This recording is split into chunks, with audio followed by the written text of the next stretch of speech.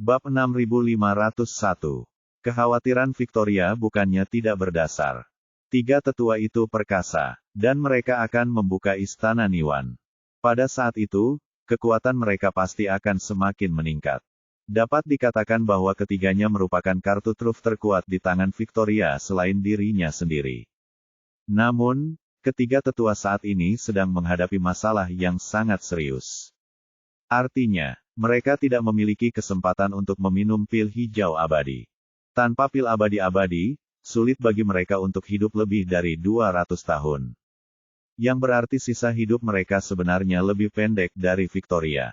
Jika ketiga tetua tahu bahwa musuh misterius itu sebenarnya memiliki obat ajaib seperti pil pembentukan kembali, mereka akan takut pada musuh, dan citra serta pencegahan mereka secara alami akan terpengaruh oleh pihak lain. Ketiga, jika mereka juga ingin mencari keabadian dan pil abadi-abadi, mereka tidak akan bisa memuaskan mereka. Jika mereka mengarahkan pandangannya pada musuh, mereka mungkin akan berada di luar kendali mereka. Meskipun ketiga tetua itu semuanya adalah anggota keluarga Wu, Victoria tahu betul, siapa yang dapat menahan godaan keabadian. Oleh karena itu, apa yang terjadi pada John harus ditekan apapun yang terjadi. Dan tidak boleh diketahui oleh ketiga tetua. Begitu pula dengan Warriors dan orang lain dalam keluarga Wu. Ravendor juga menyadari bahwa kekhawatiran Victoria tidaklah tidak beralasan. Bekerja untuk bos atau saudara pada hakikat adalah untuk menghasilkan uang. Jika karyawan inti tahu bahwa pesaing memiliki kemampuan untuk menghabiskan uang seperti air dan dapat dengan mudah menghabiskan ratusan miliar dolar untuk salah satu karyawan mereka, itu sungguh tidak dapat dipercaya. Bahkan jika Anda bekerja selama beberapa masa kehidupan, Anda mungkin tidak dapat menghasilkan uang sebanyak itu. Memikirkan hal ini, Ravendor tidak dapat menahan diri untuk tidak mengumpat. Bajingan itu benar-benar menjijikkan. Dia merencanakan semua ini. Itu benar-benar melukai musuh sebanyak 1000 kali dan melukai dirinya sendiri sebanyak 800 kali. Kemudian dia mengubah kata-katanya dan berkata, tidak, dia melukai musuh sebanyak 1000 orang dan melukai dirinya sendiri sebanyak 80.000 orang. Victoria berkata dengan wajah gelap. Tidak seorang pun tahu berapa banyak pil pembentukan ulang yang dimilikinya. Jika dia memiliki Feng Gufin, maka memurnikan lusinan di antaranya bukanlah masalah.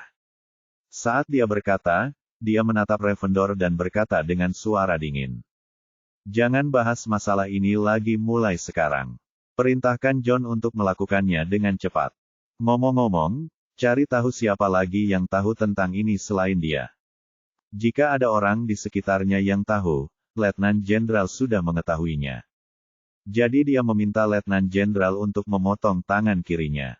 Lalu memerintahkan Letnan Jenderal untuk bunuh diri dengan meminum racun. Setelah kematiannya, ia dianugerahi gelar Jenderal Kavaleri secara anumerta. Dan keluarganya akan menikmati perlakuan yang sama seperti Jenderal Kavaleri. Pendeta bertanya dengan hati-hati, Tuan, bagaimana dengan John? Victoria berkata, dengan kedua tangan hilang. Tentu saja tidak mungkin baginya untuk tetap menjabat sebagai Panglima Besar Kantor Gubernur Angkatan Darat Kanan. Membiarkan seorang pria tanpa kedua tangan menjadi Panglima Besar hanya akan dikritik oleh anggota keluarga Wu lainnya. Perintahkan dia untuk menyerahkan token dan komando militernya dan pensiun di kantor Gubernur Angkatan Darat Kanan. Apakah dia punya adik laki-laki? Ravendor mengangguk dan berkata, dia memiliki adik laki-laki bernama Johannes. Dia sekarang bertanggung jawab atas urusan internal Komando Angkatan Darat Kanan. Victoria mengangguk dan berkata, biarkan Johannes mengambil alih jabatan Panglima Besar untuk sementara dan lihat bagaimana kinerja. Juga, biarkan dia memberi John lebih banyak perawatan dan pengobatan. Dan jagalah dia, istri dan anak-anaknya dengan baik. Bab 6502. Pada titik ini, Victoria mendengus dingin dan berkata, pemborosan seperti itu harus dilakukan sebagai peringatan bagi yang lain. Tapi kalau John menghilang, pasti banyak orang yang curiga kalau aku yang mengeksekusinya. Membiarkannya kembali pensiun juga dapat dianggap sebagai sebuah jaminan bagi orang lain. Jika tidak, jika dua komandan agung berturut-turut menghilang, Jabatan Panglima Besar di masa depan justru akan menjadi masalah yang sulit dipecahkan. Ravendor menghela napas lega dan berkata cepat, "Terima kasih, Tuhan, karena telah menunjukkan belas kasihan." Apa yang membuat Ravendor berbeda dari Victoria adalah dia masih menghargai hubungan darah keluarga Wu. Justru karena dia mengabdi pada Victoria dan tidak memiliki keturunan, maka dia merasa lebih bertanggung jawab terhadap keturunan keluarga Wu. Dia sangat menyesal John dieksekusi. Jika John ditinggalkan setelah tangannya dipotong, dia pasti akan menghabiskan hidupnya dalam kesengsaraan. Jika dia bisa diberi lebih banyak perawatan, setidaknya dia bisa memiliki kondisi kehidupan yang baik. Victoria menatap Ravendor dan berkata, "Pendeta, Anda memiliki perasaan yang mendalam terhadap keluarga Wu. Itu bagus dan saya mengerti. Tetapi terkadang Anda harus menyadari bahwa keluarga Wu telah tumbuh dalam skala yang sangat besar di bawah perlindungan saya selama beberapa ratus tahun terakhir. Semakin banyak orang, semakin sulit untuk mengendalikan dan mengekang mereka. Akan selalu ada orang yang melampaui batas pada waktu yang tidak tepat hanya karena mereka memiliki nama keluarga Wu. Jadi aku bisa menyimpulkan bahwa mereka yang akan menimbulkan masalah di Warriors dan di masa depan semuanya adalah anggota keluarga Wu. Kadang-kadang Anda harus bersikap kejam saat diperlukan. Jika kamu punya keponakan, kamu akan memperlakukannya seperti anakmu sendiri. Namun jika Anda memiliki ratusan atau ribuan keponakan, apakah kamu masih ingat siapa-siapa? Di antara orang-orang ini, kematian atau cedera yang terjadi sesekali pada beberapa orang bukanlah masalah besar. Meskipun Ravendor tidak sepenuhnya setuju dengan kata-kata Victoria, dia masih berkata dengan hormat, "Saya mengerti." Victoria menghela nafas, lalu berkata dengan serius, "Waktu semakin mendesak, dan situasi semakin menegangkan. Jika aku tidak bisa mendapatkan pil Baizuan Qianhui, maka aku akan segera memasuki usia paruh baya dalam arti sebenarnya, atau bahkan usia tua dan senja. Mungkin suatu hari nanti, aku akan menjadi seperti tuanku di masa lalu.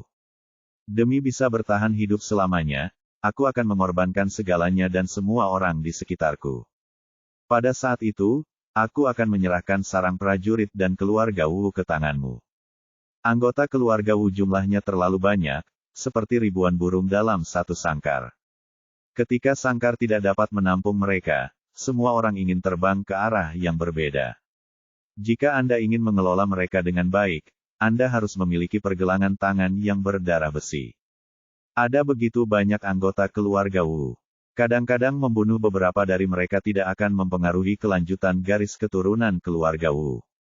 Tetapi jika Anda dapat membunuh ayam untuk menakut-nakuti monyet dan membuat mereka berperilaku baik, maka itu sepadan.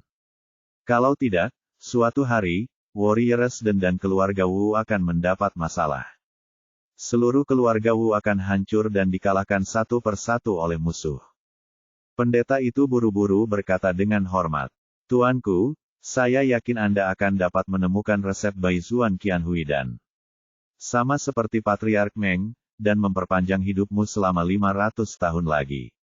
Saya tidak ingin bertanggung jawab atas Warriors dan aku hanya ingin setia padamu sampai saat terakhir hidupku." Victoria mengangguk dan berkata dengan ringan, "Aku tahu kamu setia. Jika aku benar-benar memiliki kesempatan untuk mendapatkan resep Baizuan Qianhui dan dalam kehidupan ini dan menemukan Feng Guteng, aku akan bisa menyempurnakan Wan Gu Changqing dan kemudian aku akan memberimu kesempatan 500 tahun." Ketika pendeta mendengar ini, dia langsung berlutut di tanah, membungkuk, dan berkata dengan penuh rasa terima kasih. "Kebaikan hati tuanku, aku akan mengingatnya sepanjang hidupku. Jika Anda memberi saya kesempatan 500 tahun, aku akan melayanimu sampai hari terakhir 500 tahun. Victoria mengangguk sedikit puas dan berkata, "Baiklah, bangun, selesaikan semuanya, dan laporkan kembali kepadaku." Pendeta bertanya dengan tergesa-gesa, "Tuan, bagaimana dengan ketiga tetua?" Awalnya, untuk mencegah mereka terpapar, mereka diminta menunggu sementara di Nigeria. Dan kemudian segera dipindahkan ke Maroko setelah menemukan petunjuk tentang pihak lain. Namun sekarang setelah hal ini terjadi, mereka tidak dapat diminta pergi ke Maroko untuk menyelidikinya, bukan? Victoria mengangguk dan berkata, jangan biarkan mereka menghubungi John. Biarkan mereka bersiap untuk mundur, tapi ingatkan mereka untuk tidak meninggalkan Nigeria. Temukan cara untuk meninggalkan Nigeria, dan kemudian mulai dari negara tetangga.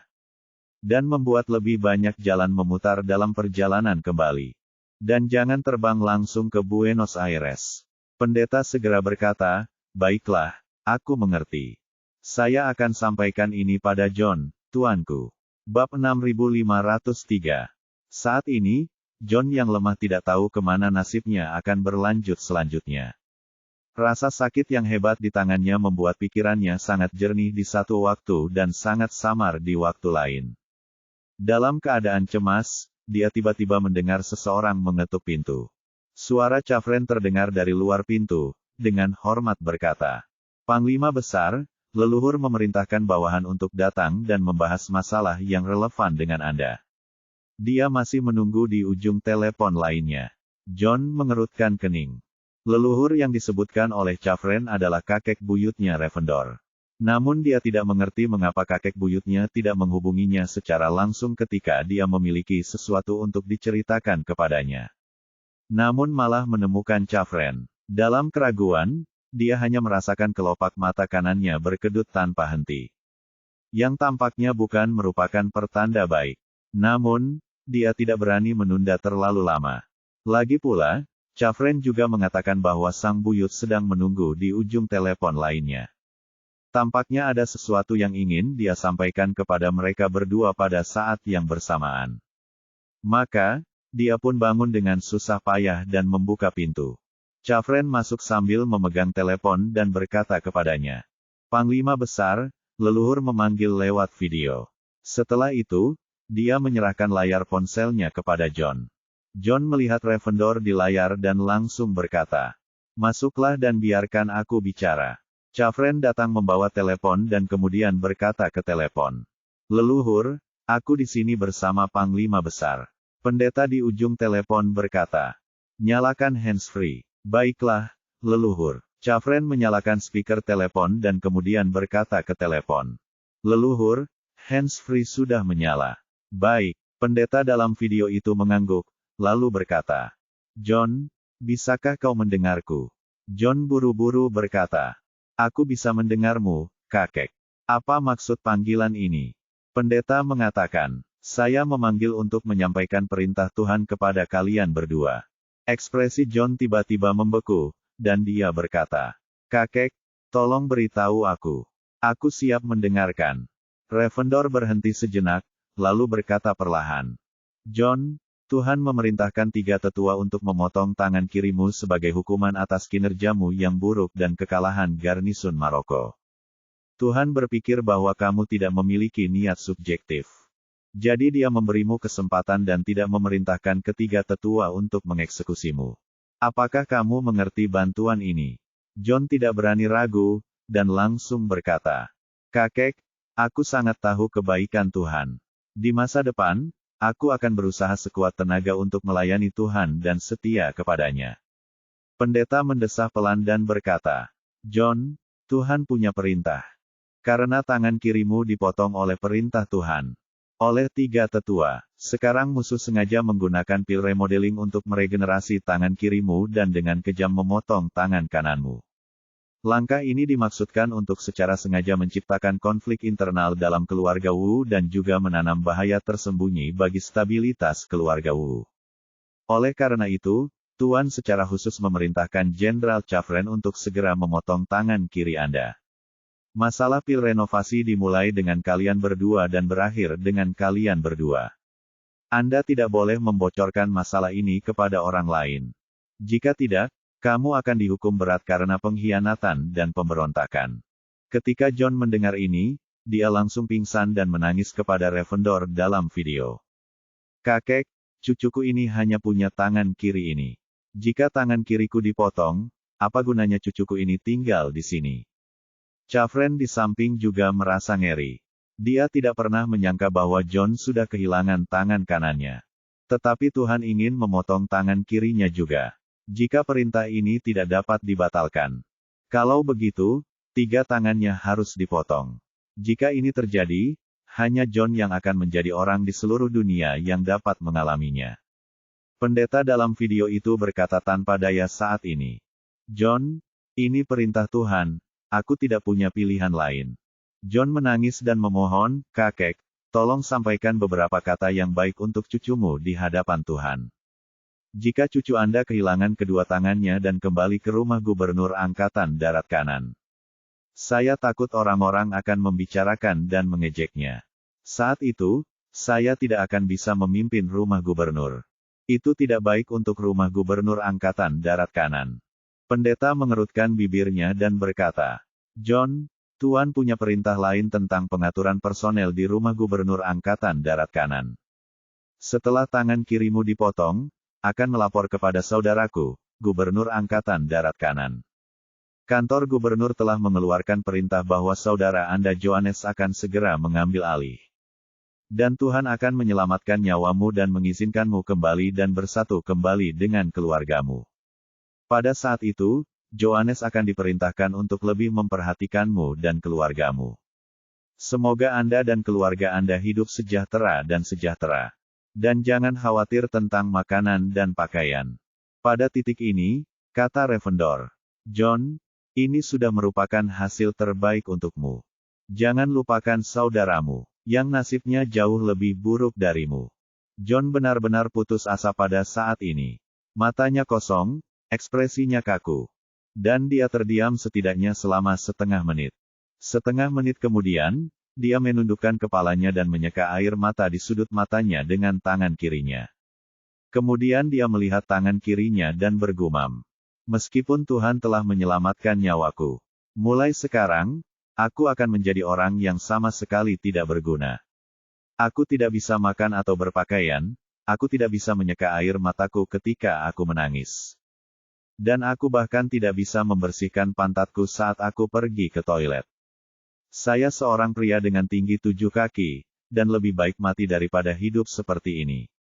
Pendeta menasihati, John, orang bilang lebih baik hidup daripada mati.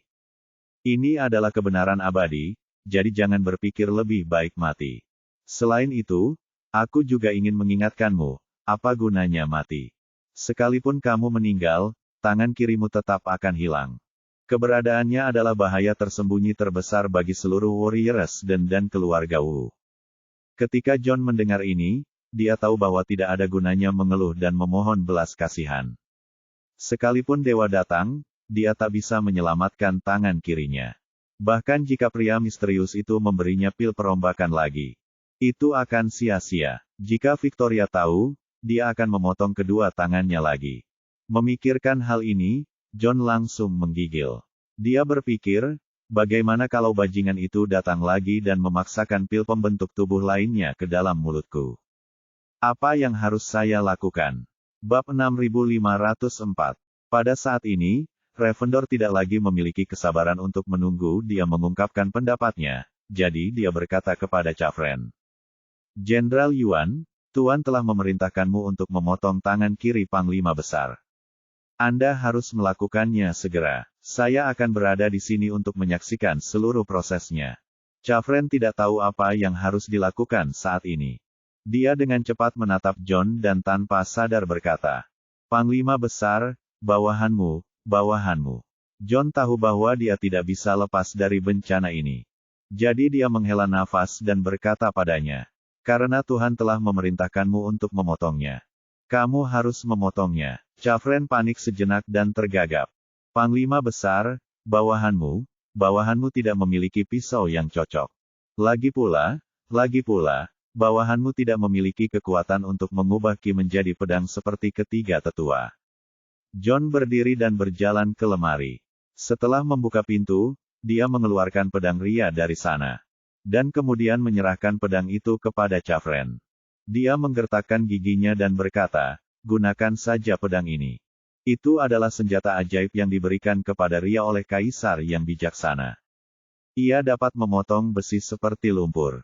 Gunakan untuk memotong, dan gerakanmu akan lebih lincah. Chafren tidak berdaya. Dia tidak tahu apakah John akan membencinya karena hal ini di masa mendatang. Padahal dia tahu kalau itu hanya karena perintah dan dia tidak membencinya. Akan sulit bagi orang normal untuk tidak merasa tidak nyaman secara psikologis ketika melihat seseorang memotong tangan kirinya. Namun, dia tidak punya pilihan saat ini. Jadi dia hanya bisa mengambil pedang panjang dan berkata, "Panglima Besar, bagaimana kalau aku mengikat pergelangan tanganmu dengan erat untuk menghentikan pendarahan terlebih dahulu?" Baik, John mengeluarkan ikat pinggang itu dengan satu tangan, menyerahkannya padanya, dan berkata, "Ikat, ikat dengan erat." Chavren menyingkirkan pedang panjang dan ponselnya. Mengikat pergelangan tangan John dengan erat dengan ikat pinggang. Kemudian mengambil pedang panjang itu dan berkata padanya, "Komandan Agung, saya minta maaf." John mengangguk, meletakkan tangannya di atas meja. Lalu dia memalingkan wajahnya ke samping, air mata mengalir di wajahnya. Ketika dia membunuh saudaranya sendiri dengan tangannya sendiri. Dia pikir kesempatannya akhirnya datang. Dan dia akan menjadi terkenal di masa mendatang. Namun dia tidak menyangka bahwa dia harus turun dari jabatan Panglima Besar dengan risiko kehilangan kedua tangannya setelah menjabat hanya beberapa bulan. Dia tidak mau dan merasa sedikit malu di saat yang bersamaan. Pada saat itu, terdengar suara angin kencang dari telinganya. Chavren mengangkat pedangnya dan memotong tangan kirinya. Rasa sakit yang hebat membuat John melompat dan meratap sambil menggoyangkan pergelangan tangannya. Di sisi lain video, Ravendor tidak dapat menahan diri untuk tidak mendesah. Chavren dengan hati-hati membungkus tangan kiri John dan bertanya padanya, "Panglima Besar, apa yang harus saya lakukan dengan tangan kiri Anda?" John berkata dengan ekspresi sedih. "Beban sekali untuk menyimpannya, membakarnya." Chavren buru-buru berkata, "Kalau begitu, aku akan segera melakukannya." Setelah mengatakan itu, dia bersiap untuk pergi. Saat ini, Ravendor di sisi lain video berkata, "Tunggu sebentar." Chavren buru-buru bertanya, "Apa yang kamu inginkan, leluhur?" Pendeta berkata, "Jenderal Yuan, Tuan telah memerintahkan hal itu untuk melindungi rahasia sarang prajurit agar tidak bocor. Kau harus mengorbankan nyawamu demi sarang itu." Ekspresi Chavren langsung pucat dan panik. Tangan kiri John yang berdarah terlepas dari jarinya. Dia memohon pada video itu dengan wajah hancur. "Grandmaster, tolong beritahu Tuan bahwa saya tidak akan pernah mengatakan sepatah kata pun kepada dunia luar. Saya hanya meminta Tuhan untuk menyelamatkan hidup saya demi pengabdian saya kepada Warriors dan agar saya bisa terus mengabdi." Pendeta berkata tanpa ekspresi, "Perintah Tuan, terutama yang bisa aku kendalikan." "Jangan khawatir, Tuan mengatakan itu setelah kau pergi. Anda akan dianugerahi gelar Jenderal Kavaleri secara anumerta. Dan keluargamu akan menikmati perlakuan Jenderal Kavaleri." Pada titik ini, Ravendor mengingatkan dengan sungguh-sungguh. "Jenderal Yuan, jika Anda secara anumerta dianugerahi gelar Jenderal Kavaleri, keluarga Anda dapat menikmati hidup ini dan tidak perlu lagi mengikuti jejak Anda. Mengorbankanmu demi keturunanmu adalah kesempatan langka." Chavren sudah menangis saat ini. Tanpa diduga, setelah memotong tangan kiri John, hal berikutnya yang akan terputus adalah hidupnya sendiri. Terlebih lagi, dia tahu dalam hatinya bahwa meskipun kata-kata pendeta terdengar bagus dan membiarkan keluarganya menikmati kehidupan ini, tentu saja ada makna lain dalam perkataannya. Artinya, jika dia tidak melakukannya dengan jujur, keluarganya tidak akan bisa menikmati kehidupan ini. Selain itu, dia juga tahu bahwa dia, seperti John, tidak punya pilihan. Sekarang tangan John terputus, dan ketiga tetua itu berada jauh di Nigeria. Jika dia ingin melarikan diri, dia dapat melarikan diri dalam waktu singkat. Tapi lalu bagaimana? Jika dia melarikan diri, keluarganya akan terlibat dan pasti akan dimusnahkan. Dan dia tidak akan selamat jika dia melarikan diri. Tanpa penawarnya, ia akan mati mendadak dalam waktu singkat. Karena itu, dia ditakdirkan untuk mati hari ini. Memikirkan hal ini, dia menjadi benar-benar putus asa. Dia menatap John dengan terisak dan berkata, "Saya juga meminta Panglima Besar untuk menjaga istri, anak-anak, dan orang tua saya dengan baik." John juga tidak berdaya saat ini. Dia mengira dirinya adalah orang yang paling buruk karena ketiga tangannya dipotong. Tapi dia tidak pernah berpikir bahwa Chavren di depannya tidak memiliki kesalahan. Tetapi hanya karena dia terlibat, dia akan dibunuh oleh Warriors dan dia tidak bisa menahan diri untuk tidak menghela nafas dan berkata kepada Chafren. Jenderal Yuan, silakan lanjutkan dan tenanglah. Saya akan berusaha sebaik mungkin untuk mengurus keluarga saya. Chafren tertawa getir dan bergumam. Sekalipun aku membencimu sampai ke dasar, aku tidak bisa berkata apa-apa. Saya menjalani hidup yang penuh frustrasi. Saya merasa sangat frustrasi. Setelah itu, darah tiba-tiba mengalir dari ketujuh lubang itu dan dia langsung terjatuh. John tahu bahwa Chafren telah menggigit giginya yang beracun saat dia berbicara, dan langsung mati. Bab 6505. Pada saat ini, John yang biasa melihat hidup dan mati, tiba-tiba merasakan duka. Pada saat inilah dia tiba-tiba menyadari bahwa Chafren telah meninggal. Dan alasan mengapa dia masih hidup pasti bukan karena Tuhan menunjukkan belas kasihan kepadanya. Menurut Tuhan, fakta bahwa dia diberi pil pembentukan ulang adalah tamparan di wajahnya. Dan dia harus berharap masalah ini tidak akan pernah terungkap. Membunuh dirinya dan Chafren sebenarnya adalah solusi terbaik. Alasan mengapa Chafren meninggal dan dia masih hidup seharusnya karena saudaranya baru saja menghilang belum lama ini. Dan Tuhan tidak berani membunuhnya saat ini. Jika tidak, militer akan mengalami demoralisasi dan keuntungan akan lebih besar daripada kerugian. Apapun leluhur keluarga Wu, dalam analisis akhir, nyawa keluarga Wu tidak sepenting wajahnya. Pada saat ini, Ravendor tiba-tiba berkata di ujung video lainnya. John, kamu harus ingat bahwa kamu tidak boleh menceritakan masalah ini kepada siapapun dalam hidupmu. Bahkan keluargamu. Kamu harus menyimpan masalah ini di dalam hatimu selamanya dan tidak mengungkapkan sepatah kata pun ke dunia luar. Jika tidak, itu akan membahayakan lebih dari sekadar hidupmu. Kau mengerti? Perkataan Ravendor membuat John lebih tegas dalam penilaiannya. Ini bukan hanya untuk membungkamnya, namun juga mengancam keluarganya. Kalau dia benar-benar membocorkan masalah ini, kemungkinan besar dia akan dieksekusi.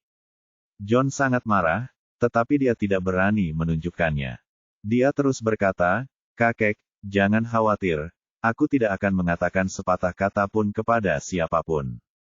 Pendeta mengangguk dan berkata, "Kantor Gubernur Angkatan Darat Kanan seharusnya mundur ke Spanyol, kan?" "Ya," kata John. "Mereka semua sudah mengundurkan diri." Pendeta berkata, "Nanti aku akan memberitahu saudaramu Johannes dan memintanya untuk segera menjabat. Lalu kirim seseorang untuk menjemputmu." John tiba-tiba berkata dengan panik, "Kakek, saya ingin segera pergi. Aku tidak ingin tinggal di tempat terkutuk ini sedetik pun." Pendeta berkata, "Kamu sudah terekspos sekarang, jadi kamu tidak bisa bertindak santai. Bagaimana jika pihak lain mengawasi Anda dan menemukan stasiun baru kantor Gubernur Angkatan Darat Kanan?" John tiba-tiba teringat apa yang Charlie lakukan padanya sebelumnya, dan menangis. Tapi kakek, jika aku tetap di sini, bagaimana jika bajingan itu datang ke sini lagi dan memberiku pil renovasi lagi? Saat itu, aku takut tanganku akan dipotong lagi. Aku benar-benar takut, kakek, ini bukan penderitaan manusia biasa." Pendeta itu tanpa sadar berkata, "Bagaimana mungkin? Sudah keterlaluan bahwa dia memberimu salah satu pil renovasi yang berharga ini. Jadi, mengapa dia memberimu satu lagi?" John berkata dengan panik, "Kakek, aku takut. Orang itu sama sekali tidak bermain sesuai aturan. Ketika aku melihatnya memberiku pil renovasi, dia sama sekali tidak merasa menyesal. Seolah-olah benda itu tidak berharga. Tidak bermain sesuai aturan." Ravendor merenung sejenak, lalu memikirkannya dan berkata, "Bagaimana kalau begini, kamu pergi ke rumah sakit sekarang juga. Pergi ke rumah sakit terbesar di Casablanca. Dan beritahu dokter bahwa kamu mengalami kecelakaan dan tanganmu terpotong oleh mesin itu. Dan mintalah dokter untuk menerima Anda untuk menjalani perawatan." Masuk rumah sakit. John tertegun dan bertanya dengan ragu, "Kakek, jika cucumu dirawat di rumah sakit, bukankah keberadaanku akan diumumkan ke publik?" Ravendor berkata, "Apa bedanya kamu sekarang dengan menjadi publik? Tidak bisakah orang menemukanmu saat mereka bilang mereka mencarimu? Di mata mereka, kamu sudah lama meninggalkan penyamaran apapun. Selama kamu tidak kembali ke rumah gubernur tentara kanan. Tidak masalah di mana Anda berada. John berkata, kamu benar. Pendeta berkata lagi, pergi ke rumah sakit untuk dirawat inap dulu. Anggap saja ini sebagai pemulihan, dan jangan khawatir. Begitu Anda berada di rumah sakit, staf medis akan mengetahui cedera Anda dan mencatatnya dalam catatan medis Anda. Dan orang itu tidak akan pernah memberimu pil renovasi lagi. John tidak bereaksi, dan bertanya tanpa sadar. Kakek, kenapa kamu begitu yakin? Tidakkah dia akan pergi ke rumah sakit untuk memberiku pil renovasi? Bab 6506. Pendeta berkata, jika dia benar-benar melakukan itu, Anda akan menumbuhkan 2 tangan di rumah sakit di Casablanca. Dan ini kemudian menjadi keajaiban medis terbesar dalam sejarah manusia. Cukup untuk mengejutkan komunitas medis di seluruh dunia. Semua ahli bedah dan bahkan semua dokter dan ilmuwan di dunia mungkin akan pergi ke Casablanca untuk melihat bagaimana Anda meregenerasi anggota tubuh Anda yang terputus. Mungkin orang Amerika akan diam-diam membawa Anda ke Amerika Serikat untuk melakukan penelitian. Saat itu, seluruh dunia akan mengetahui keberadaan para biksu dan pil. Bahkan para petinggi dunia dan panglima perang dengan pasukan besar akan berjuang demi pil ini dengan cara apapun. Apakah menurutmu dia akan mengambil risiko sebesar itu hanya untuk menggodamu? John kembali sadar dan segera berkata, kakek benar. Jadi, tempat berlindung terbaik untuk cucuku adalah rumah sakit. Kalau begitu, aku akan pergi sekarang. Pendeta berkata, pergilah, kamu sudah sangat menderita akhir-akhir ini. Dan tubuhmu pasti rusak parah. Kamu harus yakin untuk pulih di rumah sakit baru-baru ini. Aku akan memberitahu saudaramu dan memintanya untuk mencari cara untuk membawamu kembali ketika waktunya tepat. Jika waktunya tidak tepat dalam waktu dekat, Anda tidak perlu khawatir. Tetaplah di rumah sakit. Baiklah. John mengangguk dan berkata, cucu mengerti. Baiklah, kata pendeta, cepat pergi. Setelah John menutup telepon, dia menggunakan kakinya untuk memasukkan tangan kirinya yang terputus ke dalam pakaian Cafren. Dan kemudian segera menemukan Mingler dari Mordred. Ketika Mingler melihat kejadian tragis itu, dia sangat terkejut. John tidak punya waktu untuk menjelaskan kepadanya, jadi dia hanya memerintahkannya. Jangan tanya apa-apa. Pertama, suruh seseorang mengambil mayat Jenderal Yuan dan membuangnya. Ingatlah untuk membuangnya dengan bersih dan jangan meninggalkan jejak apapun. Juga, beritahu orang yang bertanggung jawab untuk membungkus jenazah dengan kantung jenazah berstandar biokimia, membakarnya, dan kemudian menguburnya. Jenderal Yuan diperintahkan bunuh diri dengan meminum racun. Racunnya jauh lebih beracun dari racunmu. Dan itu akan mengancam jiwa jika menyentuh kulit. Mingler tidak berani bertanya lebih lanjut, dan langsung berkata, baiklah, Panglima Besar, saya akan segera mengaturnya. John berkata lagi, kau sendiri yang mengantarku ke rumah sakit terbesar di Casablanca. Saya akan dirawat di rumah sakit sana dalam beberapa hari ke depan. Saya akan memberitahu rumah sakit bahwa saya terluka saat bekerja. Anda akan membayar biaya pengobatan saya sebagai bos saya. Ingatlah untuk memilih bangsal terpisah untukku. Mingler mengangguk berulang kali. Panglima Besar, jangan khawatir, saya mengerti. John menunjuk pedang panjang di tanah dengan pergelangan tangannya masih terikat-ikat pinggang dan berkata, kamu bertanggung jawab untuk menjaga pedang ini. Anda harus mengawasinya dengan ketat. Jika kamu kehilangannya, kamu akan kehilangan kepalamu. Apakah kamu mengerti? Mingler terkejut dan segera berkata, saya mengerti. Malam itu, rumah sakit terbesar di Casablanca menerima pasien yang terluka parah. Orang yang terluka kehilangan kedua tangannya dalam kecelakaan itu. Menurut dia, kedua tangannya sudah hancur menjadi sisa daging akibat mesin tersebut.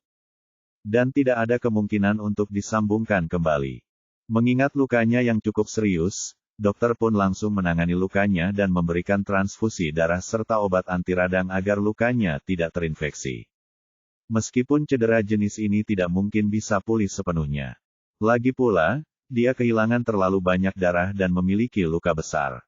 Maka dokter pun dengan sendirinya membawanya ke rumah sakit untuk dirawat. Untungnya, Bosnya sangat teliti dan menghabiskan uang untuk memberinya bangsal pribadi dengan kondisi terbaik.